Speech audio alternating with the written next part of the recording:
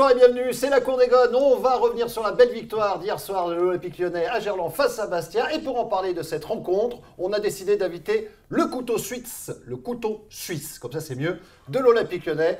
Mesdames, messieurs, Corentin Tolisso. Bonsoir Corentin et bienvenue à toi. Bonsoir, merci. Alors, est-ce que ça te saoule un petit peu justement qu'on t'appelle le couteau suisse? Parce que voilà, tu es capable de jouer un peu de partout, mais du coup, pour un joueur comme toi qui préfère jouer, et tu nous le diras dans un instant, à ton vrai poste, est-ce que finalement, au bout d'un moment, ça ne te casse pas les pieds? Bah non, après c'est sûr que j'apprécie un peu moins bien qu'au début, parce qu'au début, voilà, c'était le fait de jouer en équipe une, c'était déjà bien.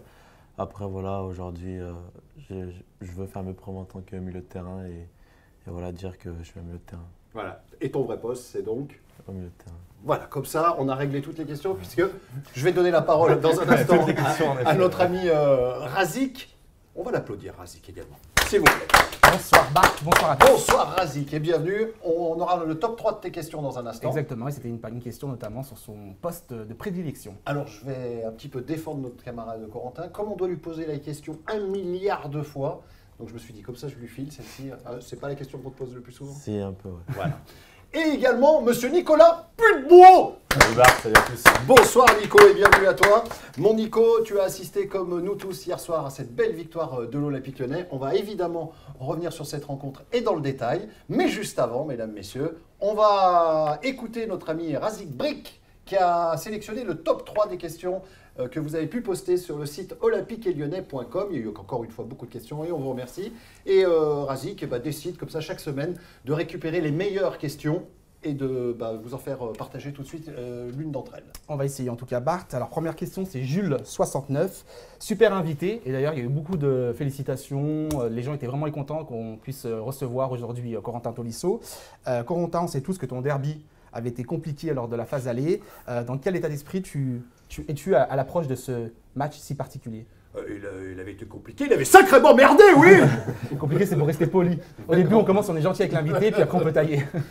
Alors Corentin. Non, bah voilà, après c'est sûr que le match aller, je pense qu'il faut que j'essaye de faire abstraction du match aller, voilà, et me concentrer sur le match de dimanche.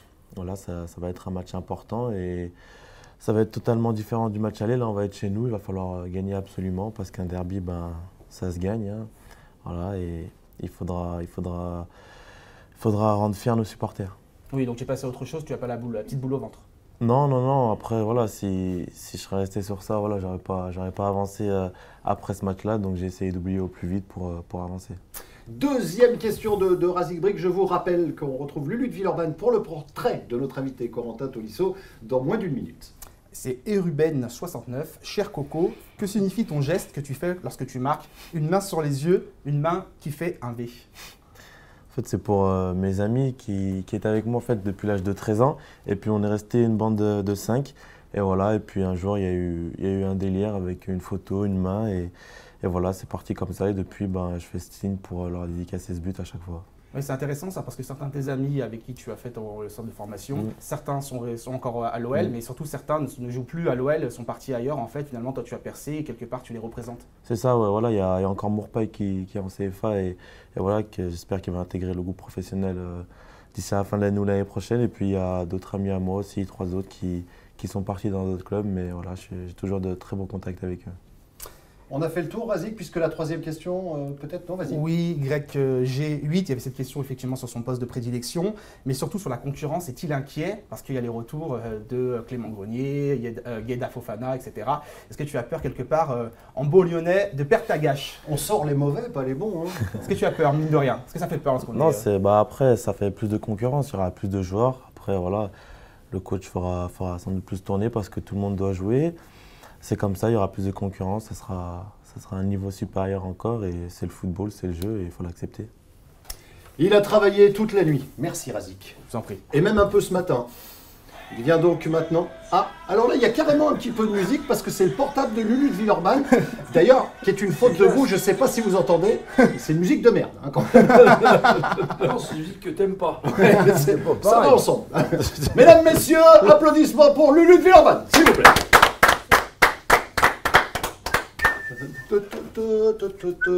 Je suis un peu tout nu, j'ai pas le micro. Dites-moi, mais c'est que Enchanté, monsieur Monsieur Ruzan. Oui, c'est l'anniversaire. Formidable. Monsieur Brick, mes respects. Et monsieur Pudebon, monsieur formidable. Gon Tolisso, bonjour. Un bon gun. J'ai un bon gun, je connaissais bien son daron. Ah ouais. Bien sûr. Et il paraît qu'il était Ah pas ouais, mal. Vous en parlez peut-être dans le... Oui, j'en parle un peu, c'est pour ça. voilà, si on va pas regarder. Alors, moi, je suis tout nu, mon Dieu, j'ai Vous pas êtes- ma... vous vous sentez un petit peu que vous êtes un peu noir, Je suis un peu libre. Et voilà, Vous aimez formidable. bien ou ça vous Oui, frustre? j'ai un petit côté un peu, je peux danser. Voilà. Formidable. Ouais, faites voir comment vous dansez, Lulu. Pas mal. Voilà. Ouais. Non, on n'écoute pas la Non, même non, non, musique, non. forcément. C'est vrai, Vous êtes et plus, Dieu merci. Hein. Oui, mais vous êtes plus cuisignant, machin, drungly, hein. Vous êtes un peu l'orital de merde. Quoi. En vous remerciant. Ma mère va vous taper, faites Oui, attention. mais c'est pas grave. Oh, elle est violente. Oui, je sais, mais bon, voilà, j'ai la même à la maison. Bon. Voilà. Allez, donc Corentin Tolisso, c'est qui? C'est quoi, Bonté? C'est un jeune qui est né à Tarare, le 3 août 1994. Tarare, Bonté, mais Tarare, vous vous rendez compte? Mais c'est au fin fond de nulle part. C'est la cité de la mousseline et la capitale du rideau. Bon, voilà. Pas, attention, pas la purée, bien sûr, hein, mousseline, non, et puis le tissu, vous voyez, et puis le rideau, ça s'invente pas. Tarare, blême, rideau. Tarare, bichette, mais le gamin, qu'est-ce qu'il pouvait faire d'autre que jouer au football? Hein? Alors il commence le ballon en pluie, bien sûr, puis l'arbrelle, comme le monsieur Garde, hein, voilà. Et après il est au collège à Tizy. Ah bah c'est des trucs ça. Puis finalement il entre à l'Olympique Lyonnais à l'âge de 13 ans. Et là on se dit ça y est, il est sauvé le gars. Au moins géographiquement, vous voyez. Bon. Et il est à la ville, ça y est, il est plus dans la mousseline, mais dans la capitale, non pas du rideau en Tergal, mais la capitale de la soie. Hein. Eh ben, ça lui tombe pas tout rôti dans la bouche. Hein. Non, oula, ben, il se vrille le genou. Et il est pas loin de quitter le club. Pensez, il y a toujours des gonzes qui sont négatifs, qui pensent que si on y est blessé au genou, on reviendra pas. Voilà. Ben non, mais c'était sans compter sans la volonté du gamin, bien sûr. Maintenant, on y a vu sur les terrains, il a une santé, bordel. Mais une santé, bon Dieu, mais physiquement, c'est un monstre. C'est un roc, c'est un cap. Que dis-je, un cap, c'est une péninsule. Oui, merde, je viens de perdre la moitié du plateau, là, et les trois quarts des internautes. Bon, c'est pas grave. Il court partout, puis quand un adversaire, forcément, lui rentre dedans, ben, c'est rarement lui qui tombe. Hein. Et tout ça à 20 piges, à peine. On dirait un vieux briscard. On dirait qu'il est à l'OL depuis toujours. On pourrait croire qu'il a joué avec Lacombe, Kézot, Dinalo. Non. C'est une évidence dans l'équipe. Il est au milieu. Hein. Bon, bien sûr, hein, c'est son poste qu'il a dit, il n'a pas dit. Il l'a passé. Et voilà, t'as pas. Mais il joue latéral aussi. C'est un ancien attaquant. On l'appelle le couteau suisse. Ouais. C'est pas compliqué à dire. Je vous ai vu, vous avez un peu. J'ai vu que personne n'avait relevé, ça n'est pas, mais... Ah bah oui, mais ça, ma musique de merde. Voilà. Puis, techniquement, c'est très haut niveau. Attention, cela, il a pas de pied gauche, le Gonzin. Attention, là, mais ça, c'est dans les gènes, vous voyez, parce que le Vincent, son daron, là, pour y avoir joué une paire de fois contre lui, c'était le roi du râteau. Et un dribbleur, bon Dieu, mais tu lui donnais le ballon et après tu pouvais aller fumer ta clope. Il faisait le reste, vous voyez, voilà.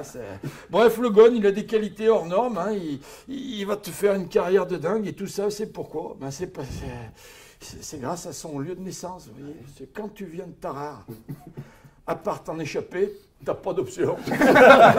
Corentin Tolisso, bienvenue dans la cour des Gones, montez. Hop. Ah, je ne pas fermer ça aujourd'hui. Non, je ferme pas, ça me fait vous, là.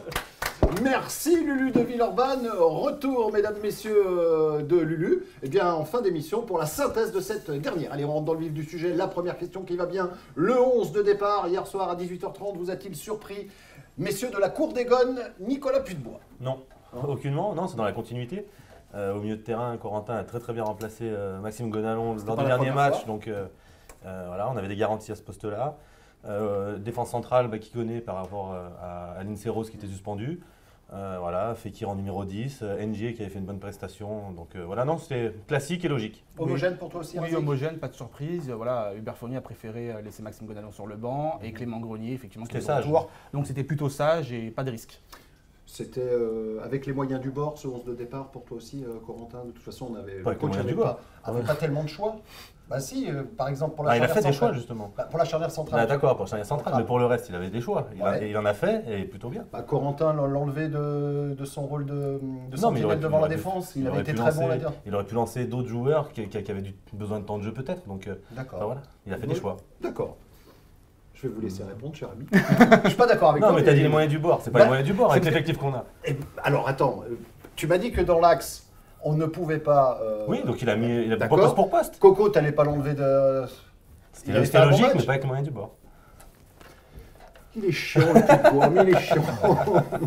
Alors, du coup, on a un peu répondu à ta place finalement. On va te donner quand même l'occasion de répondre. Ouais, non, je trouve que c'était logique. Voilà, ça avait bien marché à Guingamp. Donc voilà, remettre cette équipe-là. Après, l'Inservos était suspendu, donc il fallait mettre Kokoné. Et voilà, il a fait un bon match. Et on a fait un match correct. Alors, on va parler de cette première mi-temps que j'ai trouvée particulièrement stérile. Je ne sais pas si tu es d'accord avec nous. Y a-t-il des raisons à ça pour toi?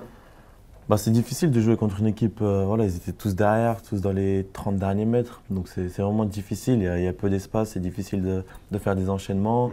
Voilà, il y avait des possibilités de frappe de loin, mais bon, ce n'était pas les plus évidentes. Et après, on n'a pas réussi à trop combiner en première mi-temps. Je pense qu'il manquait un peu de mouvement. Voilà, ce qu'on a réussi à corriger en deuxième mi-temps. Ouais, c'est vrai qu'on s'est endormi. C'est vrai qu'en tribune, on s'est endormi. C'est vrai qu'on s'est posé. Voilà. Moi, j'ai un peu ronflé en première mi-temps. J'ai un peu chambré d'ailleurs sur Twitter en le disant. Est-ce que c'est lié aussi à la chaleur, à l'horaire du match ou pas du tout? Peut-être. C'est les premières chaleurs. Donc voilà, c'est difficile de jouer pour une première fois sous une chaleur telle qu'elle. Alors après, on n'a pas d'excuses, hein. Bastia aussi avait cette chaleur. Ah, tu utilises mes remarques alors. Les remarques que je dis en tribune de presse, c'est moi ça. Je pose des questions, je rebondis, je pose des questions parce que. Non, mais non, Je me demande qui est qui. Non, parce que pourquoi? Non, mais c'est juste, il a raison, on en a parlé hier, je te laisse la parole après. Pourquoi? Oui. Tout simplement. Non, mais tout T'as simplement. vu? Non, je suis pas. Je suis un méditerranéen, je suis un peu tactile, c'est vrai, mais voilà. Mais sinon, il n'y a pas de souci. Il n'y a pas de souci, non. Voilà, vous êtes. voilà. Votre épouse s'appelle Maurice.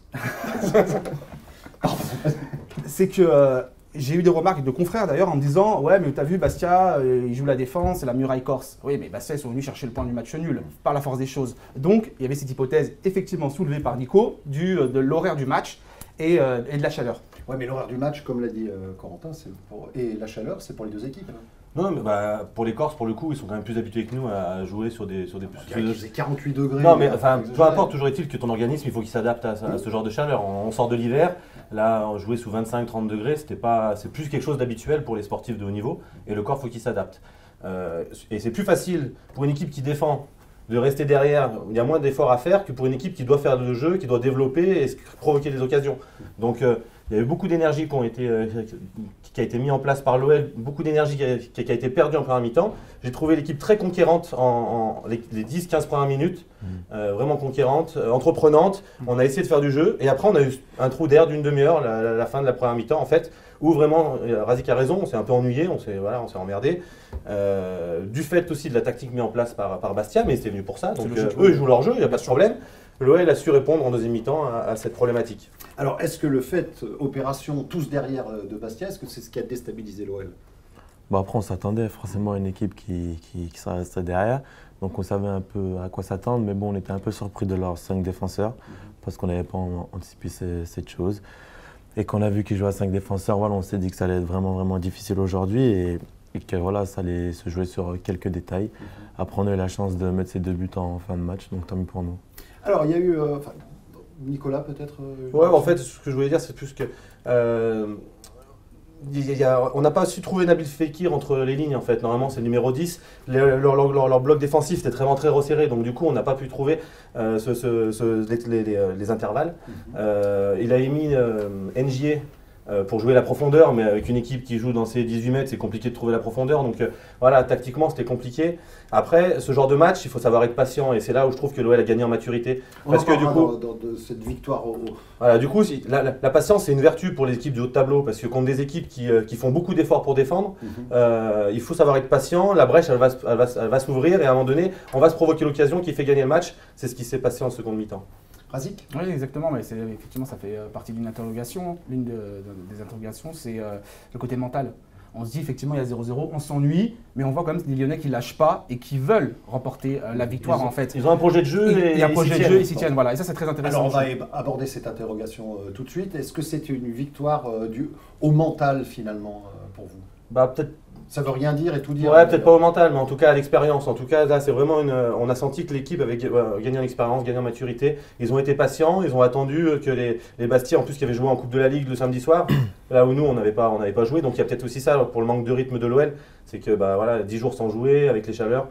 Donc du coup c'est plus compliqué, mais voilà, Bastia, on a su les fatiguer et provoquer en fin de match la décision en étant patient. Et vraiment c'est une vertu parce que une équipe qui sort pas et qui fait que défendre, à un moment donné, voilà, ça rompt quoi. Ouais, mais souvent, il y a un lien mental. C'est des fois, tu as envie de lâcher l'affaire quelque part. Parce que tu es sur le terrain et tu vois, tu es face à une muraille. C'est là où ils ont progressé par et je trouve rapport à qu'il y a saison, cet aspect mental de dire on lâche pas, on n'abdique pas, on fait les efforts, il faut continuer, ça va payer en fait. Alors, ton avis justement sur cette interrogation, est-ce que c'est le panache, la volonté qui nous a permis de gagner hier soir? Ouais, et en même temps, j'ai envie de dire que par rapport au match contre Nice, où contre Nice, il y avait 1-1, on voulait absolument gagner, donc tout le monde allait de l'avant, tout le monde voulait aller.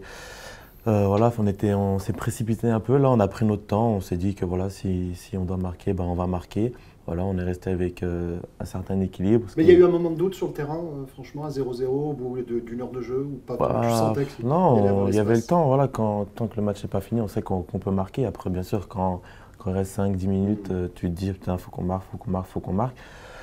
Mais contrairement à Nice, où Nice on s'est vraiment précipité et justement je pense que dans les dernières passes on n'a pas été bon. Là justement on a su apprendre de nos erreurs et marquer ces 2 buts en fin de match. C'est des matchs pièges parce que du coup l'adversaire attend que ça, une erreur de notre part pour pouvoir faire un contre et marquer. Enfin, défensivement, tu n'as pas le droit à l'erreur dans ce genre de match. Parce que c'est toi qui crée le jeu, c'est toi qui provoque des situations, mais tu n'es pas à l'abri de te faire contrer. Et voilà, c'est là où ils ont été bons, c'est que contrairement à Nice, on a su rester solide et très équilibré dans l'équilibre tactique a été respecté, ce qui a fait qu'on n'a pas été trop en danger et quand on a été, Anthony a fait le reste. Et ce qui est intéressant, c'est le changement. Donc Nabil Fekir qui sort, c'est vrai qu'il a été un peu décevant.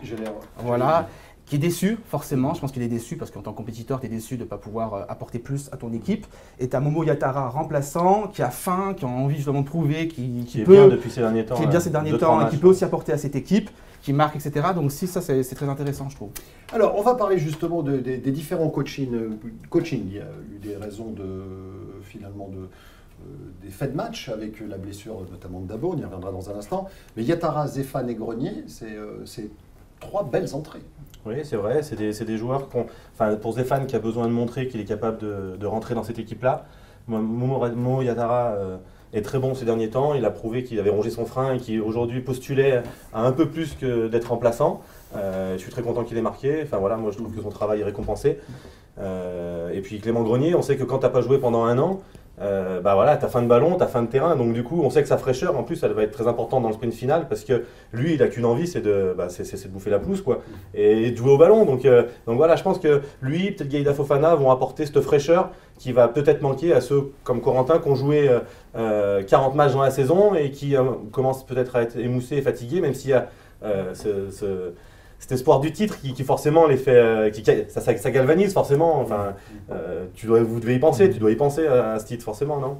Ça donne envie. Si j'en ai de la fin, être premier, même si Paris a un match en moins, tu penses forcément à être champion au bout d'un moment. Donc là, forcément, tu as plus de force quand tu fais les matchs à la fin, même si tu es fatigué. Mais justement, tu as plus de force, mais des fois, tu as peut-être le sentiment, c'est un regard extérieur, que certains remplaçants n'ont pas lâché l'affaire, mais se disent, on est là. Alors là, tu sens que même les remplaçants, tout le monde a vraiment envie de participer. Tout le monde est dans cet esprit de compétition, compétiteur, etc. Quand les joueurs veulent bouffer la pelouse. Non, mais le truc, c'est que c'est ça. T'as jamais été aussi bien placé. Tu es premier, tu as 2 points d'avance sur Paris, même s'ils ont un match en retard. Si tu crois pas au titre et si tu n'as pas envie de te dépasser, il faut arrêter le sport de haut niveau. Il faut changer de métier. Qu'est-ce qu'on peut rajouter à tout ça? Je les laisse parler les parce qu'ils sont là entre eux comme ça, ils discutent. Par moments, ils oublient qu'on est à la télévision ou sur Internet, mais c'est pas grave. Simplement, est-ce que toi, au quotidien, tu sens des joueurs qui jouent très peu? Je pense à Yatara et à Zéphane. Grenier, c'est un petit peu différent parce qu'il a été blessé et longuement. On pouvait imaginer qu'il faisait partie de l'équipe type. En tout cas, sur le papier, c'est sûr. Sur le papier de Hubert Fournier. Est-ce que tu sens que tous ces joueurs, justement, ne lâchent pas l'affaire et postulent systématiquement? Oui, déjà, à l'entraînement, on y voit. Ils donnent tout. Tout le monde se donne à fond. Que ce soit celui qui a joué 40 matchs ou celui qui en a joué 3-4, tout le monde est à fond.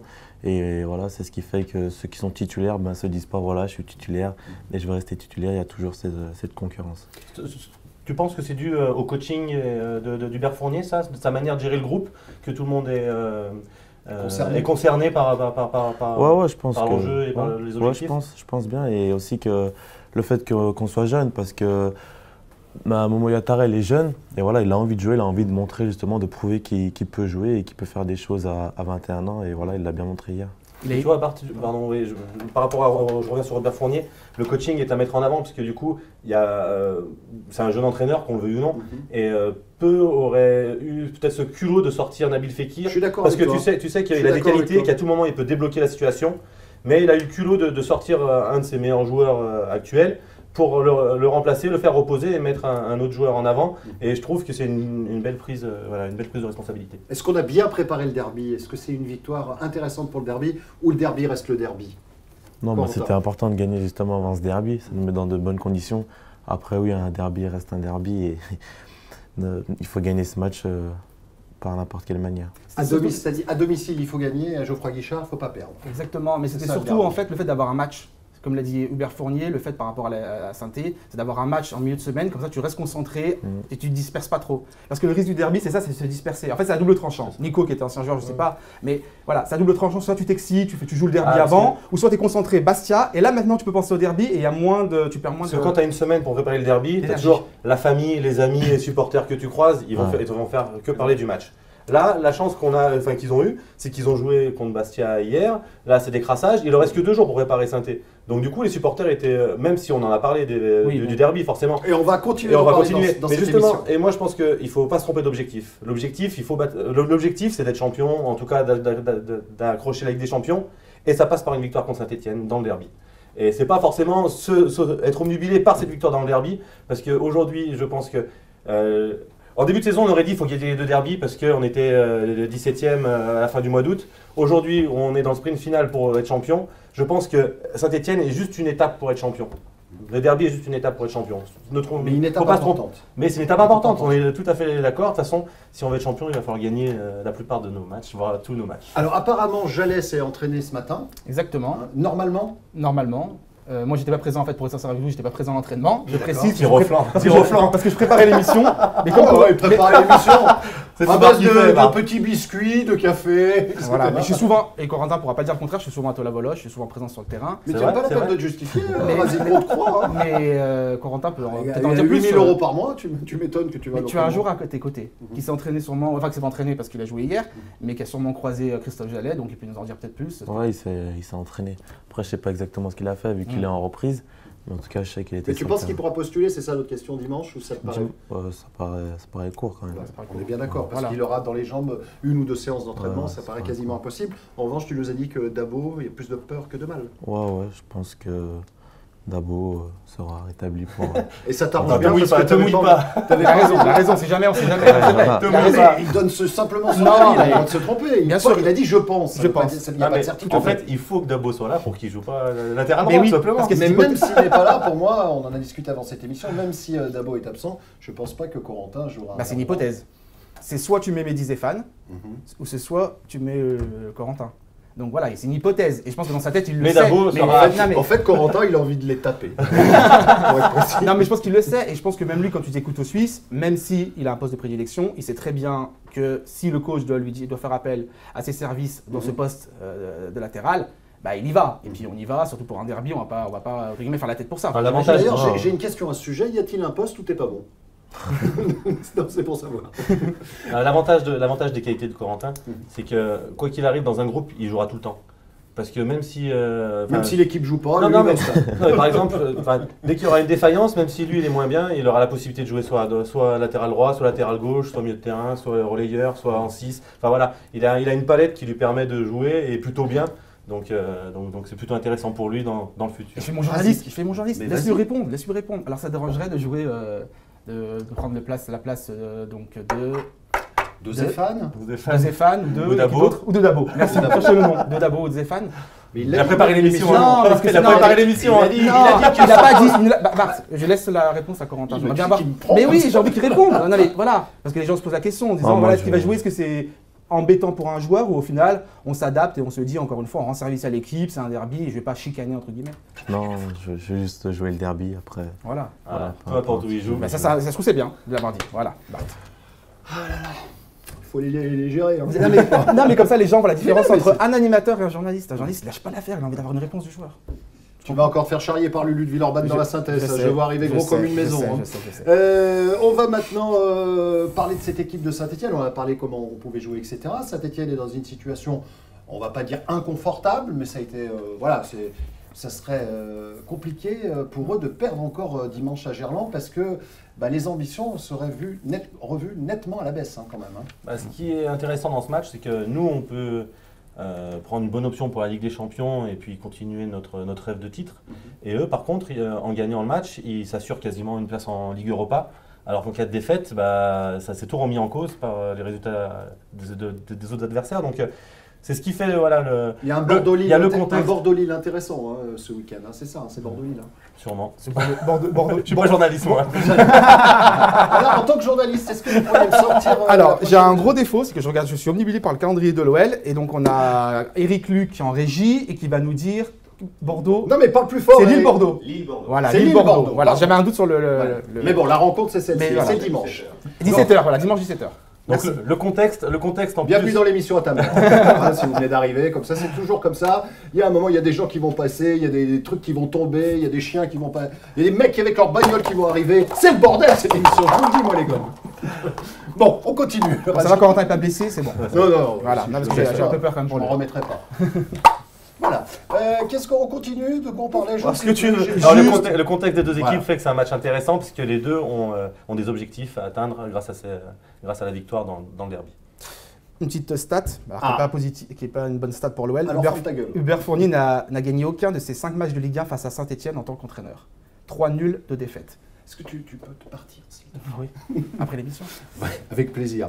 Et la meilleure préparation, et on en a parlé il y a un instant pour ce derby, donc pour toi, c'est le fait qu'il y ait très très peu de jours qui séparent la rencontre d'une rencontre à l'autre. Tu es dans l'enchaînement des matchs, donc du coup, là ils vont récupérer aujourd'hui, un peu de soins, demain veille de match, quasiment veille de match, on est vendredi demain. Ouais. Donc c'est vraiment récupération. Séance à huis clôt d'ailleurs, on se prépare bien, hein, effectivement. Non, là, c'est vraiment, on est dans la récupération il reste 2 jours, donc là, on est vraiment, on quitte un match de compétition et on rentre dans un autre tout de suite. Alors que généralement en début de semaine, il y a toujours un peu plus de physique, un peu plus d'entraînement. Là, tu enchaînes directement. Je pense que psychologiquement, c'est mieux. Est-ce que ça se prépare un derby ou est-ce qu'à l'OL, avec la culture du derby, etc., tout ça se fait naturellement? Non, ça se prépare un minimum quand même. Non, mais je veux dire dans la tête, psychologiquement. Ah non, je veux dire, ouais, mais oui. la causerie, tout ça, il n'y en a presque pas besoin. Je sais pas, Ouais, c'est une question. Pour moi, personnellement, je pense qu'il y en a toujours besoin. Après, c'est sûr qu'un derby, c'est différent d'un autre match. Là, c'est contre Saint-Etienne. Depuis tout petit, moi, que je suis à l'OL, quand on parle de derby, il y a la motivation tout de suite qui vient. Il n'y a pas besoin de me motiver pour jouer un derby. De plus en Ligue 1, donc je pense que tout le monde aura une grande motivation pour ce match-là. Régalez-nous, je vous en supplie. On va te faire court en tout cas. Ça, c'est la force de cet effectif-là, c'est qu'en fait, depuis tout petit, ils jouent des derbys. Par contre, c'est ce qui a fait le défaut au match aller, c'est que l'émotion a pris le dessus, à mon avis, par le manque d'expérience du groupe. Et maintenant qu'ils ont pris une belle claque, je pense que l'expérience va jouer en leur faveur. Allez, on referme ce grand sujet, celui du derby, pour parler durant ces 5 dernières minutes et avant de retrouver Lulu de Villeurbanne, du match d'hier soir en Ligue des Champions. Les fesses sont rouges, ce sont celles des Parisiens. Ça c'est fait. On va être censuré et boycotté par Paris Saint-Germain. Mais c'est pas grave. Hein. J'étais pour le Paris Saint-Germain en tant que supporter français, mais très vite je me suis rendu compte qu'il y avait une équipe de foot et puis une autre qui essayait de jouer. Non.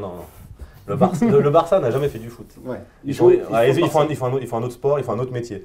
Nous, la masse, les bonnes équipes d'Europe ou de Ligue 1, elles jouent au foot. Le Barça, c'est différent. Il y a vraiment un monde. Je pense que le Barça, c'est vraiment une équipe qui est au-dessus du lot, comme pour moi le Bayern. Après, Paris, il a manqué quand même Ibrahimovic, Verratti, Mota. Voilà, Silva est sorti au bout de 20-25 minutes. C'est ça.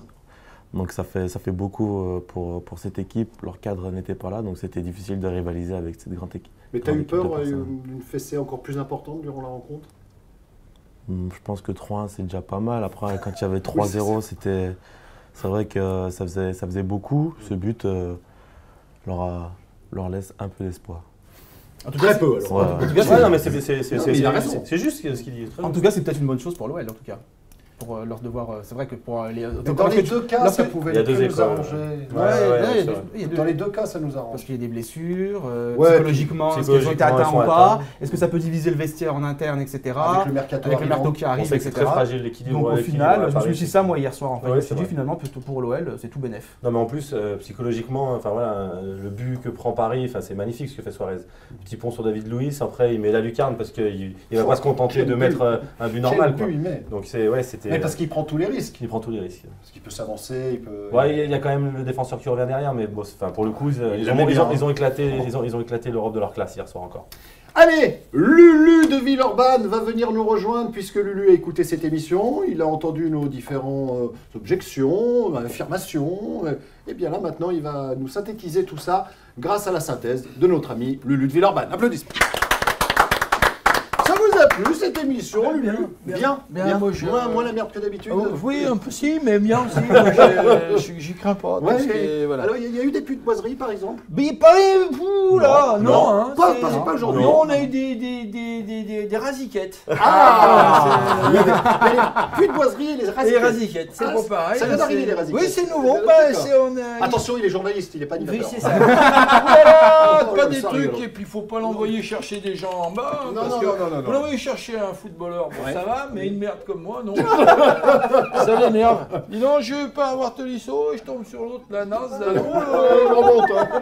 Attention, j'ai pas de ticket restaurant. Il y a Coco qui est en train de dire Oui, la synthèse là, ouais, le c'est- coquin. Bien sûr, non, mais tout va bien. Alors- Alors ça a commencé bien sûr par la composition. Ah bah, le 11 de départ, c'est Bien la sûr. règle de cette émission. Pas surpris de la composition, bah c'est bien, formidable, hein. Homogène, pas de surprise, pas de risque. Alors pas avec les moyens du bord aussi. Ça, c'est Non, un grand débat. Il y a eu une sorte d'un peu d'altercation, c'est failli en venir aux mains. Bon, voilà, première mi-temps stérile, hein, parce que les premières chaleurs, hein, bien sûr, c'est le printemps, forcément. Hein, ouais, Bravo. oui, c'est vous qui l'avez dit, moi je ne fais que relever. Hein. Mais donc- vous l'avez relevé, oui, bravo. voilà, en même temps, voilà. Bastia, ils sont venus chercher le point du match nul. Bah voilà, ils l'ont pas trouvé. Toujours, c'est comme à chaque fois, les mecs ils cherchent pas à gagner les matchs, ils cherchent à trouver le point du match nul et ils perdent. Ah putain, c'est bien fait pour vous leur énerve, Dieu. ça. Là, ça je supporte pas. On va jouer pour pas perdre. Eh ben c'est raté. Voilà, ça fait que t'as perdu et en plus t'as perdu. Donc il faut jouer pour gagner, pour la faire Ben, courte, c'est plus simple. hein, c'est quand même mieux, non? Oui, Enfin, oui, je sais c'est pas, ça. oui, donc, Ouais, mais parfois, voilà. avec les moyens du bord. Oui, bien sûr, toujours pareil. Voilà, les Lyonnais n'ont pas lâché au mental, ils ont su rester patients. Bon, formidable, moi, j'ai envie de dire, hein, ça c'est bien. Je suis assez fier de vous, les jeunes. Hein. Donc, match piège pour M. Pitebois. Ouais. Voilà, alors M. Pussy, quand même, il y en a une petite. Ah, il y a une boiserie. Elle dit, on n'est pas à l'abri d'une erreur dans ce genre de match. Mais dans les autres aussi. C'est toujours le problème du... Voilà, mais vous avez celle-là, elle est jolie quand même, elle est un peu... Bon, il y a Terraz et Fan, les Greniers, de trop belles entrées, hein, bien sûr. Ça, c'est... Voilà, un Grenier fin de ballon, hein, forcément, bien sûr. Hein, il veut bouffer la pelouse.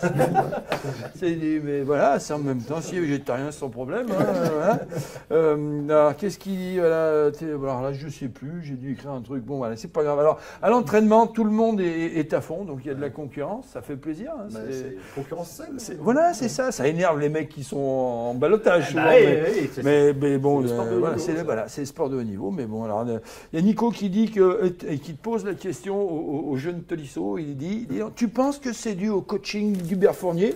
Qu'est-ce que tu veux qu'il te réponde? Parce qu'en plus, regarde, bon, il court partout, machin, mais tu sens qu'il a du gamin, le gamin. Il va pas te dire, mais non, avec Fournier, nose. Non, il veut jouer, il veut continuer. Il sait qu'il y a 6 matchs encore. Donc voilà, c'est des questions pièges, ça, mais bien sûr. Mais en plus, c'est vrai qu'il a fait un bon coaching, Fournier. Bon, ouais. Un derby reste un derby. Ça, c'est vous. À domicile, il faut gagner.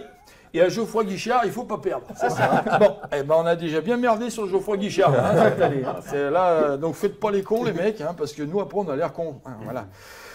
Surtout avec les gens de la ville là, que je connais, ils ont fait les malins, ça fait... C'est-à-dire, je ne comprends pas. C'est Je les ne suis machins pas. après, là, les monts, là, de Saint-Maurice-sur-Dargoire, Oui, tout oui, ça, oui, après oui. Givors, oui, Oui, le voilà. truc, voilà, voilà.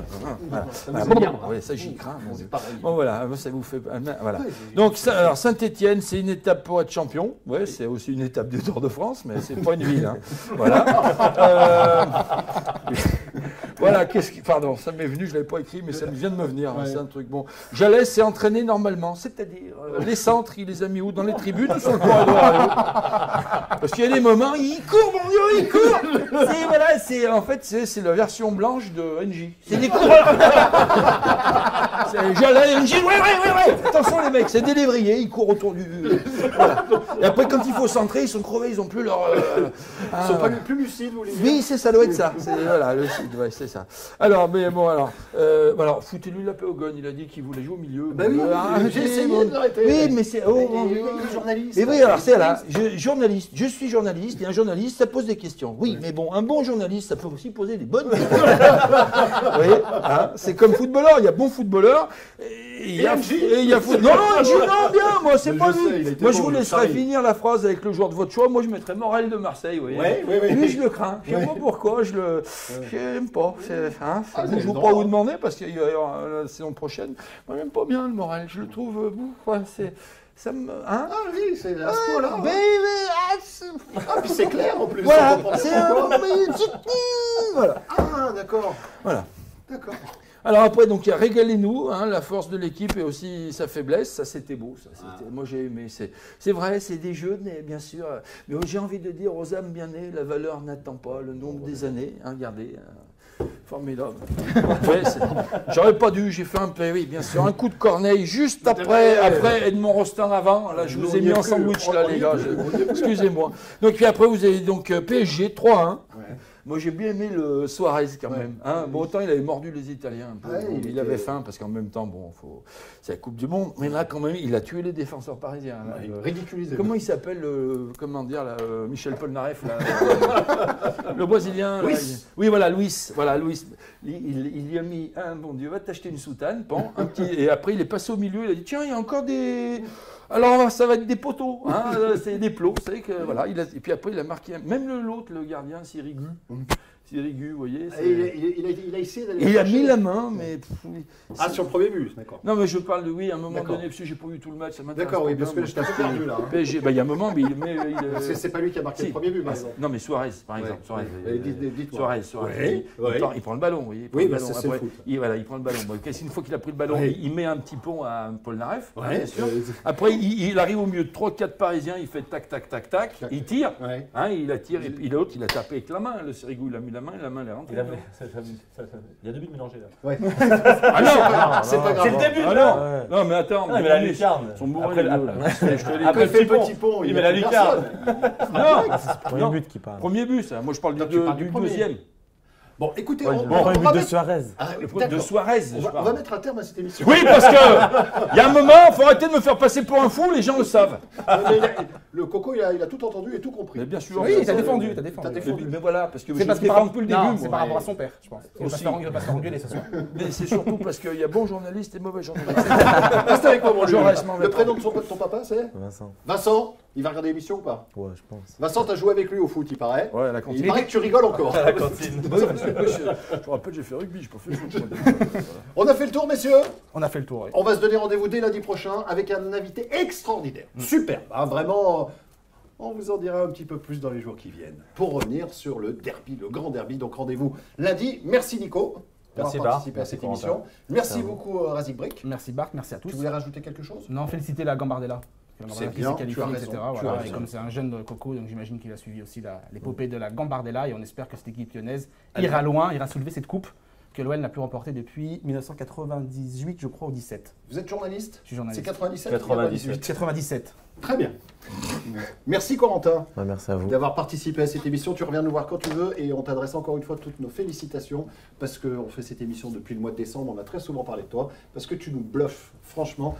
Et tu vas faire, si tu gardes la tête sur les épaules, et je n'en doute pas une seule seconde, une grande carrière, c'est sûr et certain. Merci. Mais je t'en prie, Corentin. Lulu, on va saluer les téléspectateurs. On va remercier.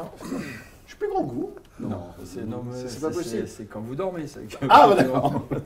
On va se donner donc rendez-vous, mon bon Lulu, dès lundi, oui. Si vous le voulez bien. Lulu, un peu de promo quand même pour ton théâtre. Oui, oui. Non, mais c'est très important puisqu'il y a une nouvelle pièce que tu as mis en route qui s'appelle On a tué le cadavre mort. Voilà. Qui a tué le cadavre mort? Voilà, c'est qui a tué le cadavre mort. C'est 4 policiers. Ça commence bien. 4 policiers, il y a un cadavre, et il faut trouver qui c'est qui a tué le cadavre, mort bien sûr. Donc, et c'est surtout, c'est une fiction parce que les policiers sont abrutis. Hein. Sinon, bon, Ah, c'est pas une fiction. Oui, il ne faut pas dire, c'était Ah non, suggéré, non, vous voyez, c'est maintenant On on est peut à la- plus se marrer. Ouais, on peut plus se marrer. Voilà. Donc voilà, donc oui, c'est drôle, c'est bien, venez. C'est le jeudi, le vendredi et le samedi soir. Ça, à 21h30, voilà. Et c'est rue Victor-Lagrange, au 60. 60, Lyon 7e. Effectivement. Allez voir Lulu de Villeurbanne, Michel Bernini, le comédien, au théâtre de Lulu sur la colline, 60 rue Victor-Lagrange. Faites pas comme eux. Parce qu'ils viennent pas. Mais on va venir. On va venir. On va venir. On va venir et les joueurs vont venir Alors au aussi. mois d'août, on est fermé. Passez une bonne journée, une bonne nuit, une bonne matinée, et surtout, mesdames, messieurs, n'oubliez jamais. C'est beau. Il y a quelque chose qui est tombé. L'Olympique Lyonnais, c'est une formidable raison d'être heureux. Oh mon Dieu.